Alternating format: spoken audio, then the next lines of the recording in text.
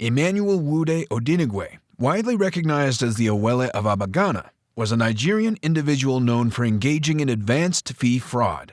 Besides his fraudulent activities, he was also skilled in the field of art. Pretending to be Paul Ogwuma, the Central Bank of Nigeria's head, he deceived Sakaguchi, a Banco Noroeste director. He offered a fake Abuja airport investment for a $10 million commission. In 1997, Spain's Banco Santander aimed to control Banco Noroeste in Brazil. The scheme unraveled during a December board meeting when Santander questioned money held in the Cayman Islands without oversight, revealing the deception. This discovery led to investigations into criminal activities in various countries, including Brazil, Britain, Nigeria, Switzerland, and the United States. To ensure the sale to Santander would go through, the families who owned Banco Noroeste, the Simonson and Cochran families, had to pay the hefty $242 million bill themselves. However, despite their efforts, Banco Noroeste faced a collapse in 2001. Nelson Sakaguchi faced legal consequences for his role in a fraudulent bank account scheme, getting arrested at JFK Airport and sent to Switzerland for trial. Nigeria responded to financial wrongdoing by establishing the Economic and Financial Crimes Commission in 2002, prompted by a request from former President Olusegun Obasanjo. In 2004, individuals like Amaka Anajemba, Emmanuel Nwude, and others were arrested for their involvement in a case and taken to Abuja High Court. They faced 86 counts of fraudulently seeking advance fees and 15 counts of bribery charges.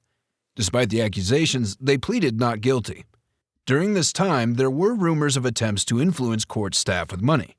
The defense team promised to uphold the justice system's integrity and prevent any scandals.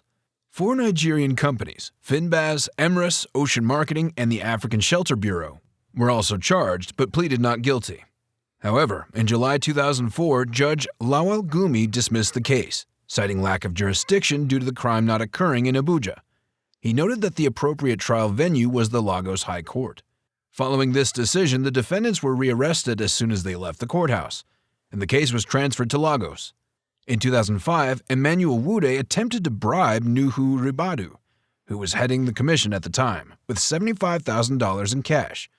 As a result, Nwude faced additional charges related to the bribery attempt, as well as for allegedly trying to kidnap a witness involved in the case. By July 2005, Amaka Anajemba admitted to aiding her relative Anajemba and received a sentence of 2.5 years in prison. She was also ordered to repay $25.5 million as part of her punishment. During Nwude's trial, there was a bomb scare that led to everyone having to leave the courthouse for safety reasons. Emmanuel Nwude and Zeribe Okoli decided to plead guilty after Nelson Sakaguchi testified, hoping for a less severe punishment. Their plan worked, and they were given a combined prison sentence of 29 years. Nwude received 5 separate sentences of 5 years each, adding up to 25 years, while Okoli got 4 years. As a consequence of the conviction, all of Nwude's belongings were taken away and intended to be given back to the victims. Additionally, a fine of $10 million was imposed on him, with a requirement to pay it to the Nigerian federal government. This marked an important victory for the Economic and Financial Crimes Commission, or EFCC, being the first major case they successfully prosecuted. Nwude's time in prison came to an end in 2006, and upon his release he filed a lawsuit to regain the assets that had been confiscated from him. He argued that some of these assets were obtained before he committed the offense. Over time, he managed to reclaim at least $52 million of his seized assets.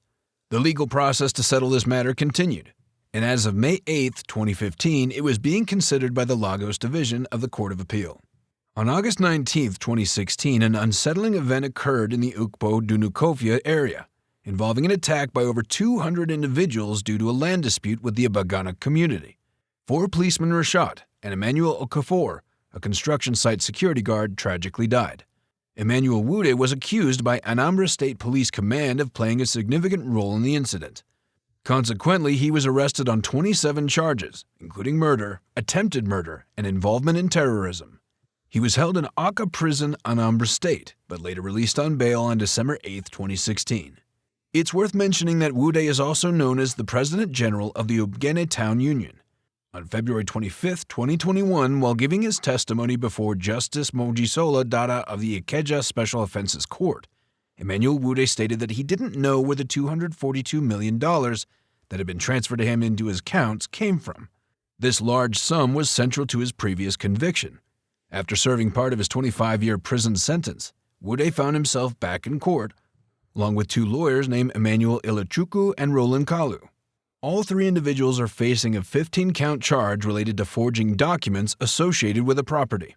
This property had previously been ordered by Justice Oyewole to be handed over to Nwude's victims. The property is situated at Plot Y, Mobolaji Johnson Street, Oregon, Alausa, Ikeja, Nigeria. The case was adjourned by Justice Mojisola Dada until May 24, 2021, to continue the trial proceedings.